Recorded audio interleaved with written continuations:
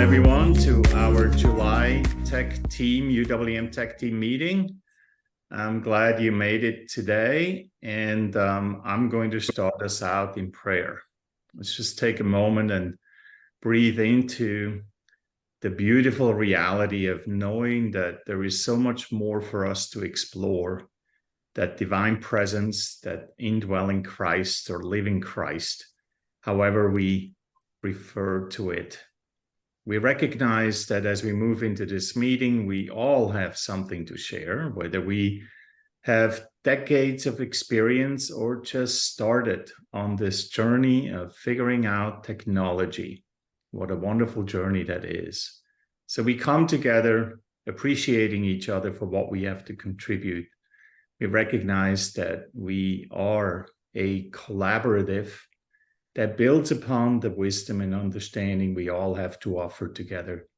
And in gratitude for the time that we spend to offer this service to our communities and worldwide, we say thank you. And so it is. Amen. All right. Hello again. Good to see everyone. Today's topic is going back to an oldie but a goodie, which is how to do audio and live streaming. And I'm going to give Owen the opportunity to start because before this team even existed, actually, as his team existed, it was basically just Owen, Sean, Sweet, and I holding in first base. We already had that discussion in some of the projects that we did years ago. So, Owen, what's the most important thing? Hey, John Marie, one thing. I brought this subject up last week. Yeah. And specifically, what I was asking for, remember, there are some of us who are very low budget, if any budget, and it's how to do the quality sound specifically, if we can, on Zoom or Facebook Live with very little equipment. Yeah, and that's why I'm giving Owen the start here, and then we'll definitely make sure, and you just keep asking until you're satisfied, Cheryl. But I know that Owen has something very specific to share that regardless of budget, we all need to consider. Go for it, Owen. Well, I don't know about that, but my observation is over the years that the most important thing we have to offer is good sound. If we have beautiful images and our sound is bad, people are going to tune out. They just won't put up with it because our standards are tutored by television and films, and their images and their sound are perfect. In the case of films, they take dialogue and they overdub it so that it will be perfect. And so there are just a number of techniques that we can use, and they're not expensive. Audio is not expensive. It's just a matter of knowing what to do and doing it. And the thing that I've found, one of the most important things is, if you can, put the microphone up close. And what we use consistently now is a headset mic looped over both ears. It's about, I don't know, $49 or so on Amazon. Used to be $700. It's a Chinese knockoff, and it works really great. And you plug it into a transmitter and you pick it up with the receiver, put it into your house sound, run the house sound into whatever you're using to do the live stream or the recording, and you've got great sound. And Owen, will that work for voice and music? No. For music, we plug the instruments directly into our mixer, and we use Shure SM58 microphones, which is kind of the industry standard for mics. And and we use wired mics, and we also have wireless mics that look just like that and have the same audio characteristics. And it's important when the musicians or the people who are speaking holding a wireless mic, hold it close to their mouth.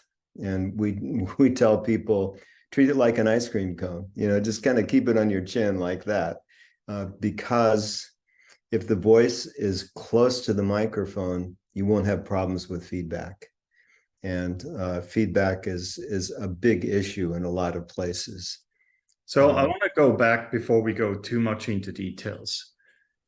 The number one thing that I learned from Owen, and this is really what I was getting to, is do mix your house sound separately from your live stream. Number one, okay? If you don't do that, ice cream, mic, whatever, does not really matter, okay? Number one thing, mix your house sound separately from your live stream, okay?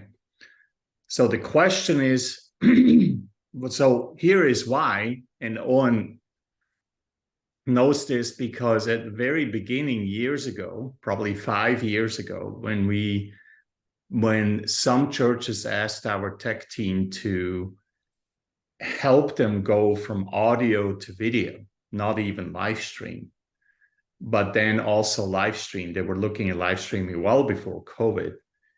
That was one of the number one things we asked them that they need to do, is to mix that separately.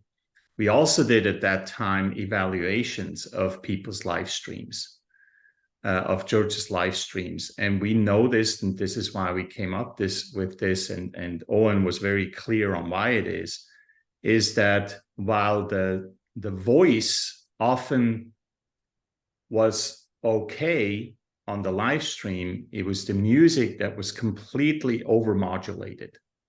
And that is the reason why you need to mix it separately. And the headphones that Owen was mentioning is really a much needed tool, because most of us don't have the luxury of having a separate booth completely disconnected from the house, which means we hear the house sound, but then we need to mix it for the live stream. And so you need a good headset, possibly noise canceling if that's the case, to kind of be able to focus on your live stream, to mix it separately. So I really want to start there, because for anyone who watches the recording, that needs to be the number one thing to look at. So when you say you mix it separately, does that mean you need a separate mixer? Yes. Okay. And, the issue is the sound may sound great in the chapel. The loud music and the voice and everything, it may sound just right. But what Jean-Marie said is absolutely true. The music almost always is louder. And if you're just putting all of that into your live stream, that music's going to be distorted because it'll be overmodulated. And so what we do is we just send an output from the house mixer into a small mixer that we use, audio mixer that we use for the live stream. And it has a compressor built in, which is handy. And we monitor it, and I've got my finger on the slider. And when someone's talking, I move it up. And when the music is happening, I move it down, and keep a steady output, which I can see on the meter in the computer. So, yeah. And as usual, Jean-Marie summarized everything and made sense out of all of this just now. Yeah. And there's different ways of doing this too, right? I'll let Randy talk, and then I'll find our slides that has an example of one of those audio mixers that have a compressor built in. Go for it, Randy. Okay, thank you. I just wanted to kind of counterpoint the need for a separate mixer. Depending on the mixer that you have, you may be able, and some of the more advanced mixers do have the capability for multiple mix outputs. I know ours does. We can have up to 5 different individual mix outputs. Yeah, which is the same thing as having 2 mixers. So you're still Right. separately mixing it. Yes, absolutely. I said it's absolutely important to separately mix it. How we do it is a completely different thing, right? Because some of us can even mix it in the software. Yes. And then take care of that. But it's a good point that you point that out. It's the same thing for us at Unity Fort Worth.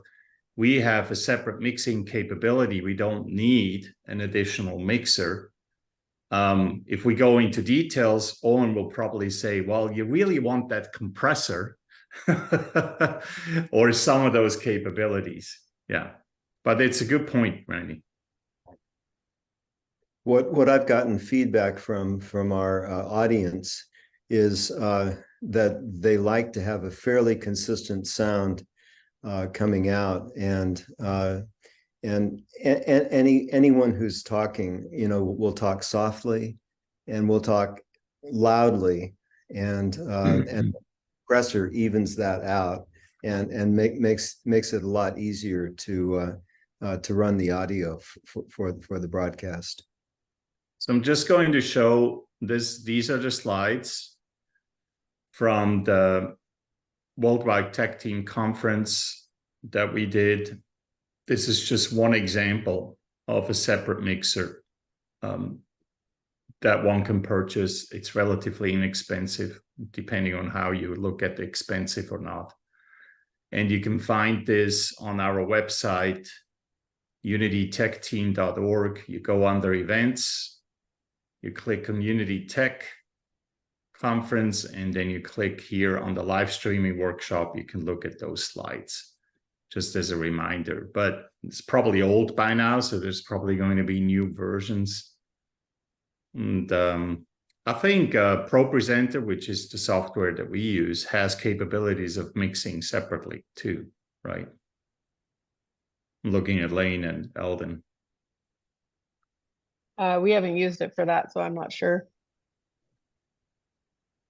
You're on mute, Eldon. Yeah, I'm not sure about that. So either. So yeah, I remember when we fiddled around with audio and we had audio issues. I saw that you have quite a sophisticated mixing option, but that means that we have all these that we need these different inputs too. So that's the other question you need to answer, right? So when you have a system like Randy has, often that built-in or the separate mix, you can actually have a lot of flexibility in terms of how you mix it, right? So you could actually, instead of what Owen is doing, putting down the volume when the sound is on and then bringing it up again when it's speaking, you can potentially in an existing system preset the music a little lower on the amplifier and make those adjustments before the service even starts. And then you have the house mix and you have the live stream mix. So that's the advantage of potentially, I don't know if you have that option, Randy, to mix all your channels separately for each output. Yes. Okay. It's a mixed bus is what it is. And there are 5. We do as we say, not as we do. We have the capability. We have not, I haven't got an engineer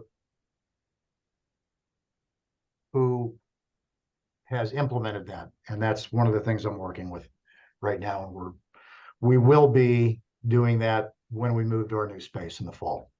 Yeah. Eldon? yeah, I just want to say that one thing we do at Unity Fort Worth is we get the signal that our sound technician sends us for our live stream. He does some tweaking, but also it comes through, we feed it through our Blackmagic Designs ATEM switcher, which has a really powerful built-in audio processor in it. And it has built-in limiters and compressors you can set up. It's just really a nice little audio package that's built into that switcher. Then we can tweak it a little. We can also make sure it doesn't get too loud. And that's what we send out back through to our streaming software or our streaming hardware. Yeah, that's a good point. So look at what you have and see if any of those tools, you may have not used it, but it may actually have the capability of helping you with that. Yes, Cheryl. Does it matter which streaming service that you use, whether it's Zoom, Facebook, or Yahoo, not Yahoo, YouTube? Does it matter? No, is because better than the other? Or because the way you influence audio is on your side. You don't really, once it goes out to one of those streaming services, then it's kind of like just a compression thing. Nowadays, pretty much YouTube, all the standard, or Facebook, they pretty much have standard compression rates, and audio is never really the issue. When it comes to compression rates, it's usually video where you see some of the differences, because they might compress the image quality a little bit more in one service than the other. And there may be an in-between service like Restream. I don't know if Restream has the capability or not. I haven't looked into that because we pre-mix it before we send it out. Maybe there is an in-between service that kind of like picks up your live stream signal and then distributes it to the different platforms. Maybe there is an additional mixing option. I haven't seen it, but so, the point here is you can mix as early as in your actual audio board if it has the capability that Randy shared, or you mix it in the software, which we have the capability in ProPresenter, but we're not using it. Or you mix it in like your switcher, if you have a switcher, a hardware switcher. So you need to really understand what are the capabilities of each individual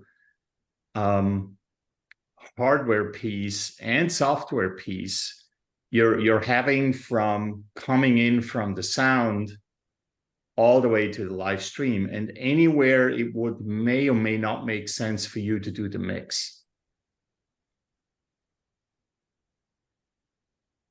Personally, because I don't like to work as much as Owen does, I would always go with something that I can preset and forget about it.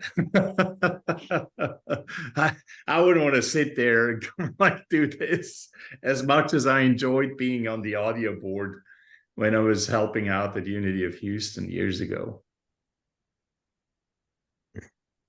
Randy, you had something. No, no. I was just going to say thanks. You guys answered a lot of my questions, gave me some more questions to go do some research on. But thank you. You've helped. Well, ask away while we're here. Well, I just need to go and see what the capabilities are on the equipment that we have. And understanding that, I have 3 people who alternate doing the audio, and none of them have any experience other than what we have stumbled through, doing it on our own. So none of them are sound engineers or anything like that. So I'm with you, Jean-Marie. If we get it set and leave it, other than, you mute a mic or unmute a mic, depending on whether, who's speaking or who's singing or whatever. We just, the issue, we got our audio, our speaking audio is fine. It's just like you said, the music is just horrendous. Unless we find a different way to do it, which is why we're not doing live streaming right now. So you're not doing live streaming because your sound is bad? Yeah, because the music sound is bad, and plus, again, we're very limited on the resources we have to do that. Right now, we've got one person doing our PowerPoint and another person doing the audio in our service, and then to add a camera or something like that, we would kind of need somebody else to manage that, and we just don't have the resources right now. So right now, you don't even record video. Correct. Okay. So, one of the things, and this is a little bit of a rabbit hole here, but we actually use, and I think it's only used by one congregant or two congregants, a couple at this point in time. We're paying, we have a phone number. Someone can call in and listen to the live stream live. And then that same phone number is set up like a radio station. So the account is like a radio station. You can actually submit a recording that's 24 hours long, and then it will just loop 24 hours or less. So anytime they call that phone number throughout the week, they will hear like older or past services. But whenever we go live, he turns it on, and we have actually a couple who doesn't have a smart TV, doesn't know how they're in their 90s. They don't want to. They don't want to learn how to do the YouTube thing and the Facebook thing, but they just call the phone number with the phone and then listen. It's bad audio quality, not as great because it's very much compressed and it goes through the phone. It works for them. It still requires you to mix to make it ideal, but for example, that could be already a step toward making it available to those who don't have a chance to come to you in person right now. You can also, some of the podcasting services will now allow you to do live streams. So that would be another option for an audio only service if you wanted to produce one. Yes, Randy. Well, I guess my question back to Cheryl is, why do you feel you need to live stream? Well, that's something that we're, especially after Shad's, presentation, we're looking into that. We do have several congregants who are homebound right now, and right now they're not getting anything from us. So if that would be the reason we would live stream, is for those congregants who can't make it. They physically cannot make it on Sunday. My follow-up question to you is on that. Are those congregants who are homebound, first off, do they have the technology in which do they have a smartphone or a smart television? Do they have the wherewithal to sit in front of a computer? Well, they do. They were on Zoom when we were doing Zoom. We have a 93-year-old woman who is on Zoom every Sunday. Okay. So yes, I have a believe requirement. You have Yeah. a congregant that is, I don't want to use the word competent, but is capable of. For example, if we did YouTube, they could log into our YouTube channel and watch it. Yes, I believe they could. It's Okay. a matter of us doing something to get it there. And I've actually thought about just, setting an iPhone up and doing a recording and then just taking out the music, because that's what's really bad, and just doing the talk and the meditation, if nothing else. I don't know what you guys think about that. The iPhone has automatic level control, and so the music will probably sound okay. What won't be so good is the people talking, unless you have a direct feed into the iPhone. That's something you may want to try. Yeah, if you don't need the video for right now, just get one of those cables, XLR to iPhone. You have to make sure it's iPhone compatible because it has a different, it's not a standard mini jack. That's how we captured the audio when I first started. We made sure we had that XLR to iPhone mini jack, and then you record it. You just use the voice recorder to record. Because, Shad's point, as I understand, is you gotta ask yourself if you really want to provide a live stream experience, or if you just want to. An alternative, for example, for those who are all homebound, is you don't do live stream, but you record it and then make it available later on. So that's another option to consider. Why does it have to be all in real time? Can it be delayed? Which, some of us have experienced because we are offering live stream. Some people choose not to even come in person anymore, and it impacts our volunteerism, it impacts the community feeling and things like that. And to be honest, I have thought about maybe we should start having a live stream sabbatical, maybe once a month when there is potluck. We have potluck once a month. We don't offer a live stream. We say, if you come get your butt in the church in person, bring something to eat, be here in person. So I've already thought about this to see if it actually encourages some people to have that, to come back, not to remove the live stream completely, but to at least say, once a month, we're just encouraging everyone. We're not going to live stream. We're just going to record it and then put it up later. And we just encourage everyone to come. That's another consideration to make. So I guess I need help understanding the difference between recording it and then doing it on live stream. I realized, you don't have the live stream software in there, but you still have to do all the mixing and all like that if you're doing a recording, correct? Right. You just don't put it up in real time. You get rid of the Zoom or Facebook. There's virtually no difference. You still would have to have a separate mix. Yeah. And again, just before I come to you, Vivian, I want to emphasize what I said about that phone number. While we were in COVID, we could not convince everyone to learn Zoom and to turn on their computers.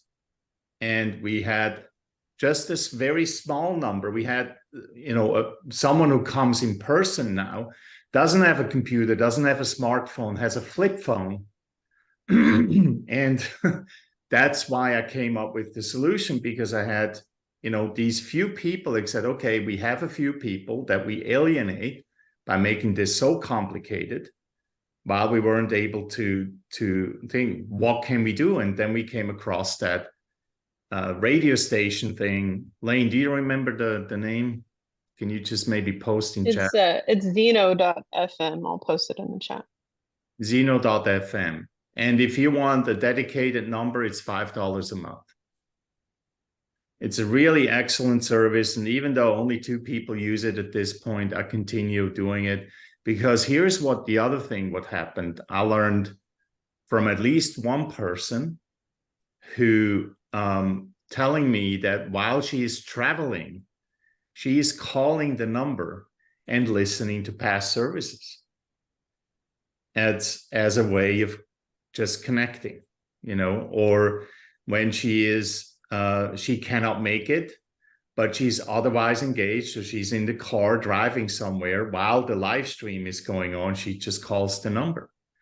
So there's an easy way to connect with people and without, all you need to tell them, call this number, and they're connected. So it's a very, very simple way to do this.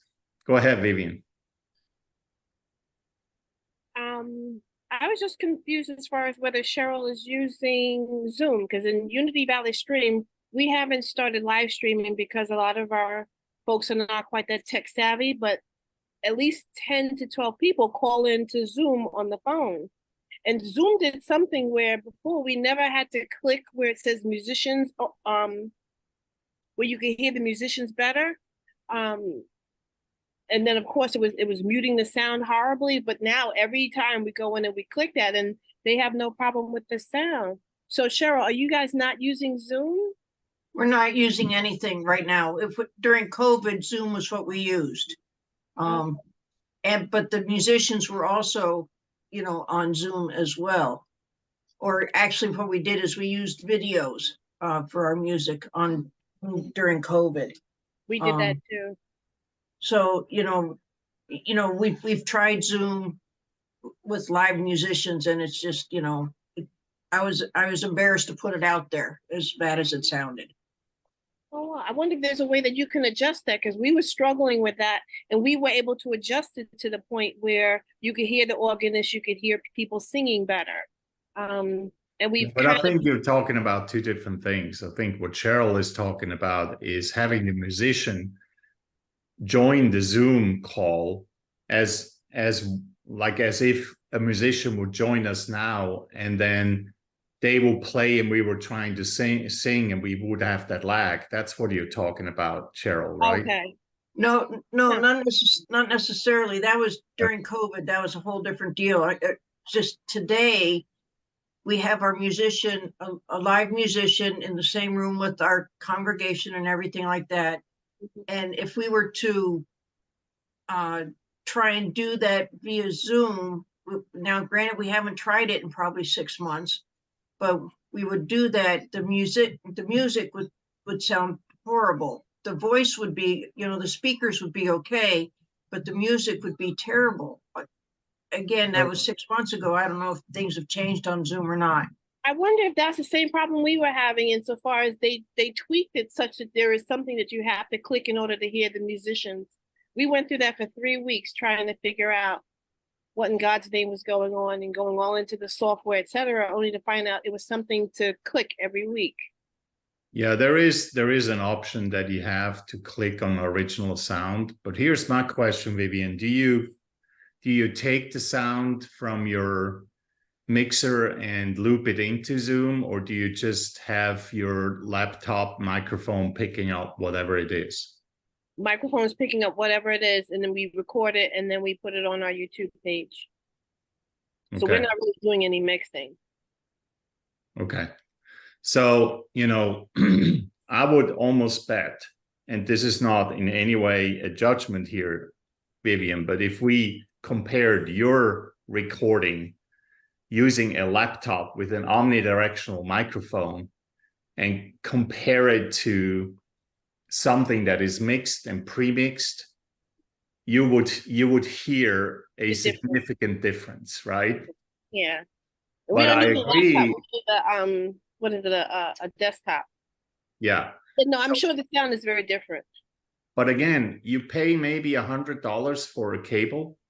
That's if you have a soundboard, which it sounds like you have, Cheryl. If you have a sound mixer, you just go plug it into your output, plug it into your computer, and then share the computer sound with your Zoom audience, and you're good to go.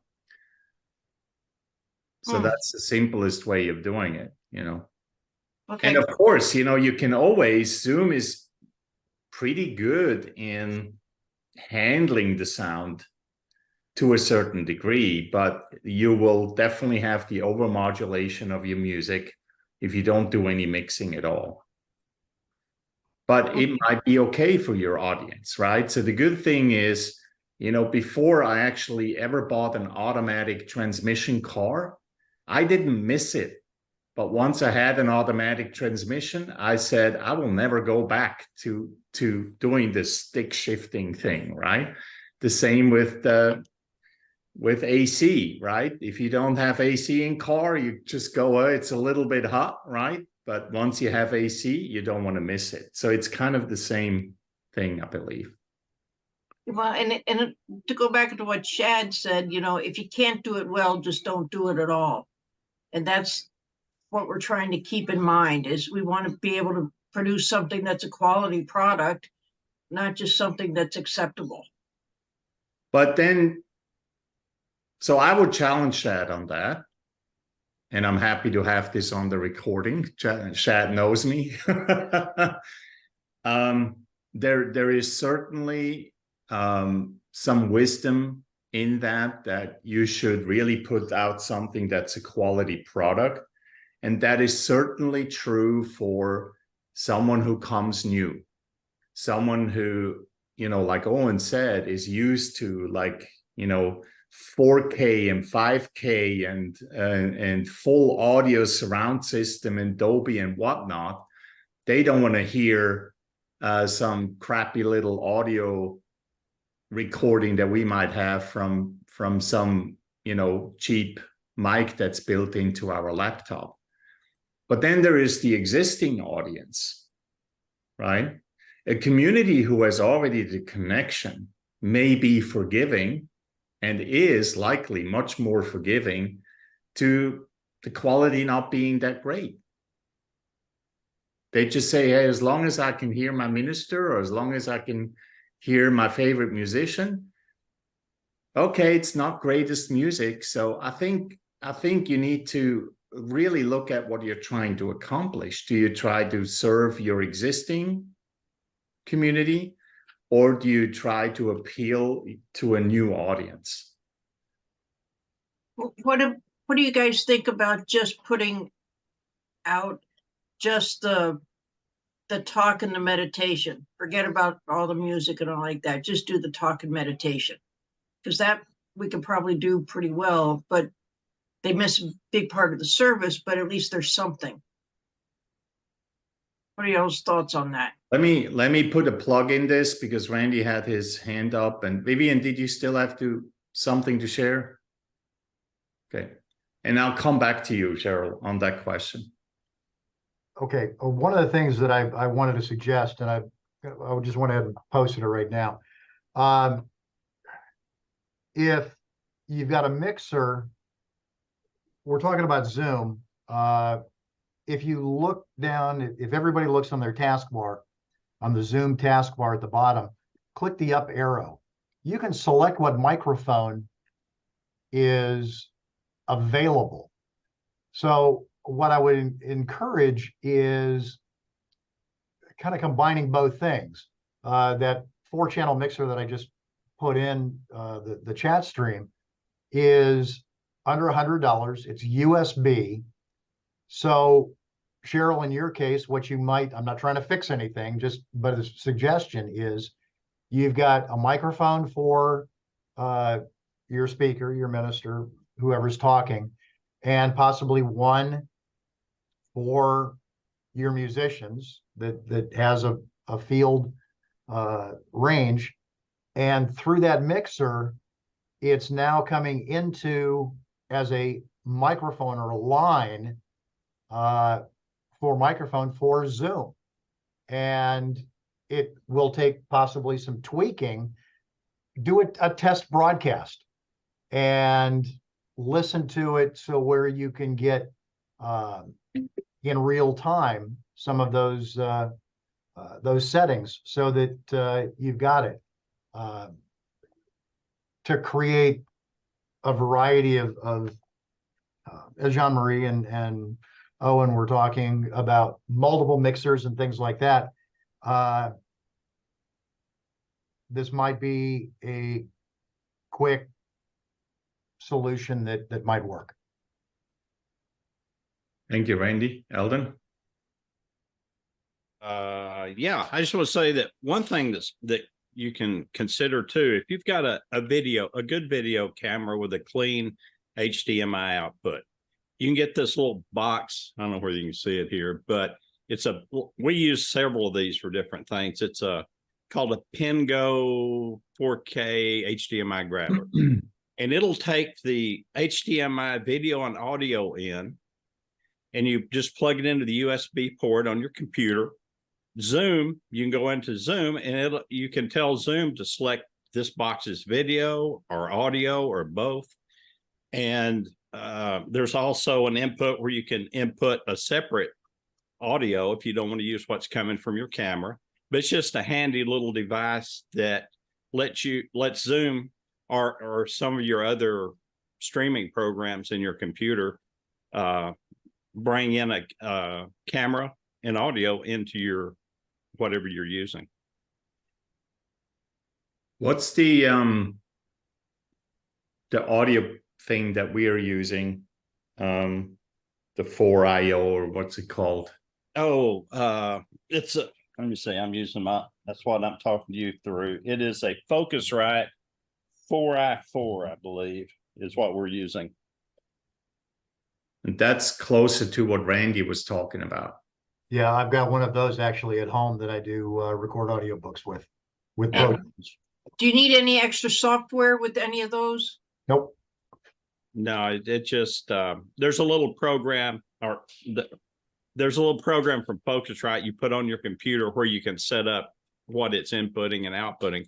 But another little handy thing about that box is we use that when we're bringing in speakers over Zoom, because the way it works, we can route the sound through this and go to our sound mixer guy. And if we plug headphones in and microphone, we can speak back to our guest speaker without it going out over the house sound.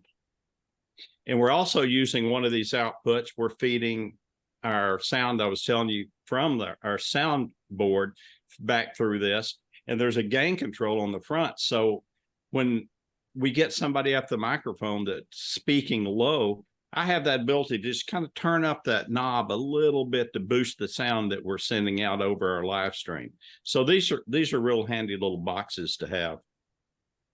Yeah, and in your case, Cheryl, like what Randy said, is a really good solution somewhere in between what, some of us like Owen and us at Fort Worth, or Randy himself is using, a bit more complexity to in between that and what Vivian is doing, just letting it pick up from, just all, and to have that extra capability so you can mix it just a little bit. And since you already have a mixing board, you can go from your mixing board in that device, whether it's Focusrite or some little 4-channel mixer.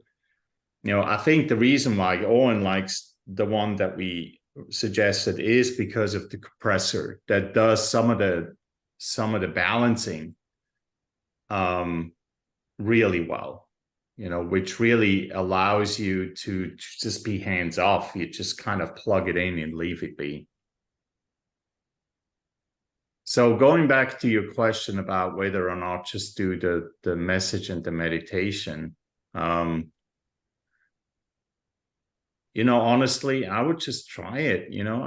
I would try with the simplest solution, put up a laptop, face it to the stage, start recording, or do a YouTube thing, and then maybe go outside of the building and just call in and see how it works. And if you say, that's good enough, then that's your easiest solution to have.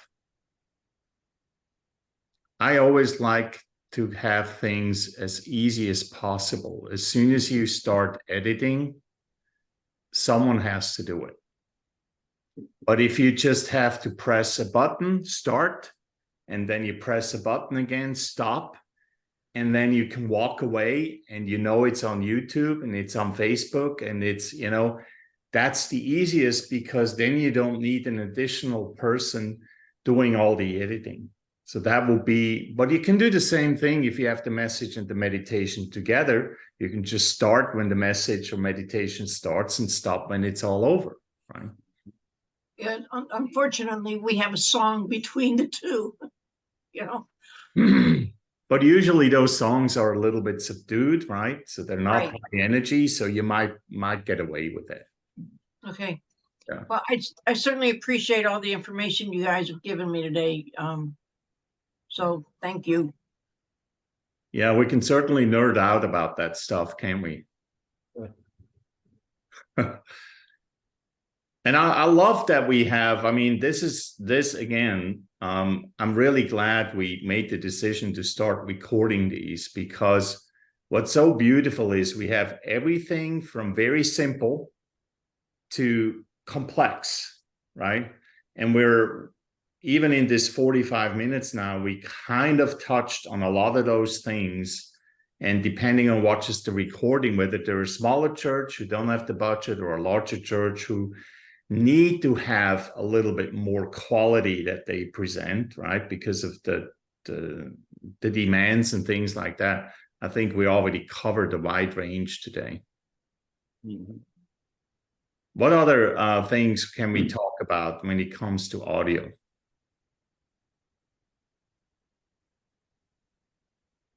I, I, I think one of the most significant things I heard today was what John Marie said, that monitoring your output with headphones is really critical, because if you're sitting in the chapel, you're hearing the sound on the speakers, everything sounds great. It might sound great with what you're putting out, but the only way to find out is to listen to it. And headphones are a great way to do that. Since I have to do everything myself, I have one ear pinned to the output on my headphones and the other ear available for the chapel, so I'll know what's going on. But I think headphones are vital. One of our future topics will be how to do everything and stay sane while doing it. And we'll be running that meeting, Owen, because you're the multitasker.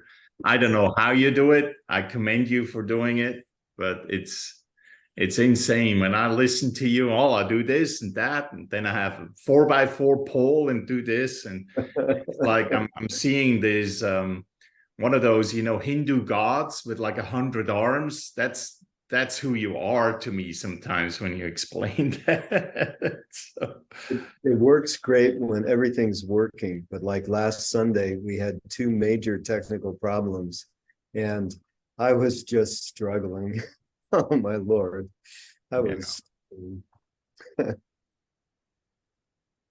This may be, common knowledge for you guys who have bigger churches, but one of the things we've learned is that for our musicians, they can't wear the wireless mics, that at least for our system. We did that with one of our musicians recently, and the sound that came through was, we couldn't get the volume right, and it sounded distorted. So we've just started using a stationary mic for our musicians, and that seems to work better than the wireless. Well, you mean just for the singing voice? Yes. There's really shouldn't be. Yeah, it shouldn't be an issue, but we have rotating bands, a different one every week, and our stationary mics are real helpful for that, because it whoever it is just steps up to the mic and they've got it. Whatever works for you. If the headset mic was not working, it probably wasn't set up properly. That's all. Yeah. Yeah, we have a different person, different musician. We rotate a different one every week. So, and some bring their own monitors. Some don't. We have a violin and piano group. Then we have a guitar, and then a piano player. So it's something different every week. Yeah, it might be easier for you to stay with stationary. But I agree with Owen. If you have issues with wireless, it's probably the setup. Because quality-wise, I mean, these wireless mics are, high quality, maybe even better quality, because they're so close. So you don't have to worry about the music. Usually musicians know, especially singers, they know how to lean in and how to lean back depending on the volume that they give. So that might also be an issue, that you don't have that. If a musician is used to, and those are professional musicians usually, you can see, especially opera singers, you can see them when they use a mic, they pull the mic back when they go into a voluminous range.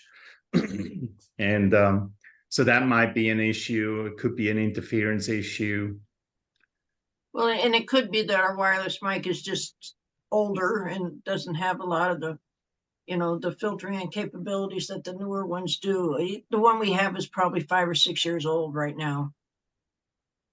I would think that wouldn't be a problem. Major performers use headset mics, and they work just fine. I think it's just a matter of how your transmitter is adjusted. Anyway, you found something that works for you, and that's great. Yeah. And also sometimes it's just as simple as replacing a cable, right? Mhm. It could not even be the equipment. It couldn't be, it could not even be the transmitter, receiver, and all that. It's just the cable that goes from the receiver to the soundboard, that has a kink in it, or someone stepped on it, and all of a sudden, So I would probably look at that. I just had to do that today. Yeah. It I- happens very quickly, right? I keep spares on the back. Well, guys, this seems like a good time to start wrapping up and start looking into the future. What topic do you think we should cover next month?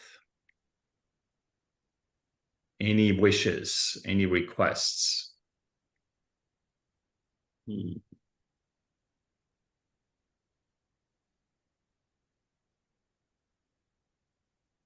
I don't know from the top of my head, Randy, if there is anything that came up in the Facebook group that might be of interest to kind of like dive into. The only thing came up within the last week was a post that I made about lighting consoles. And then two people popped up and said, we have similar issues. And I responded with what, in fact, I just ordered a new light console today. And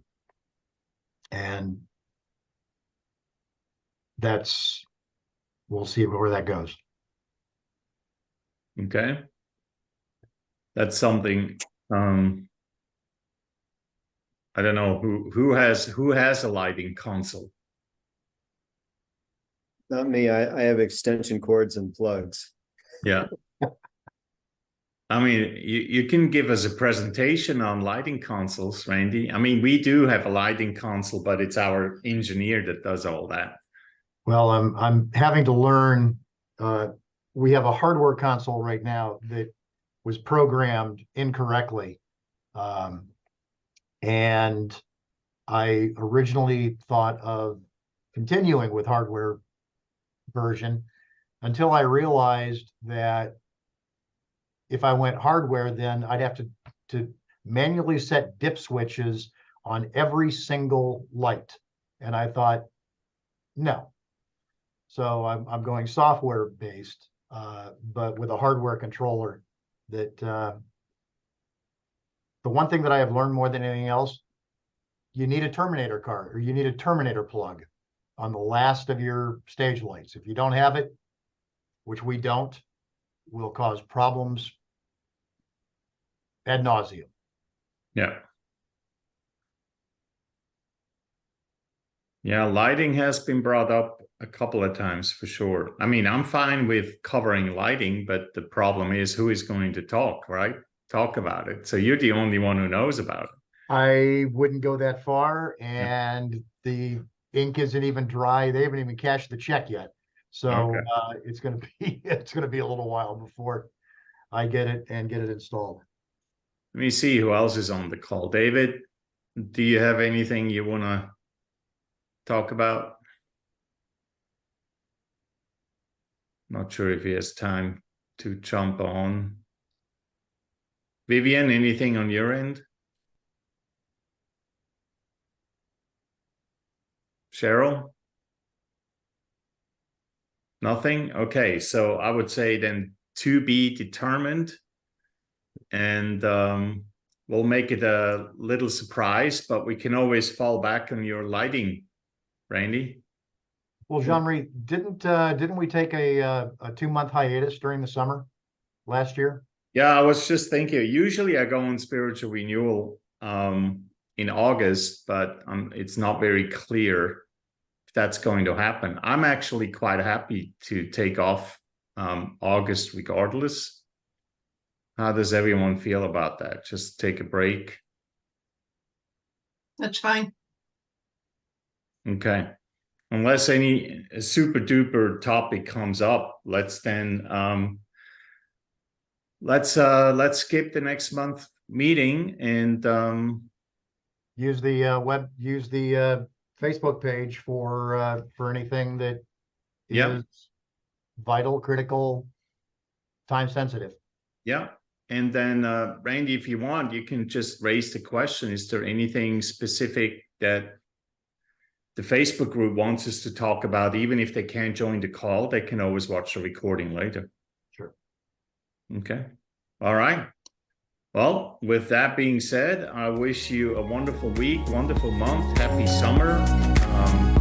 And yeah, just reach out in the Facebook group. Thank you so much for joining and participating.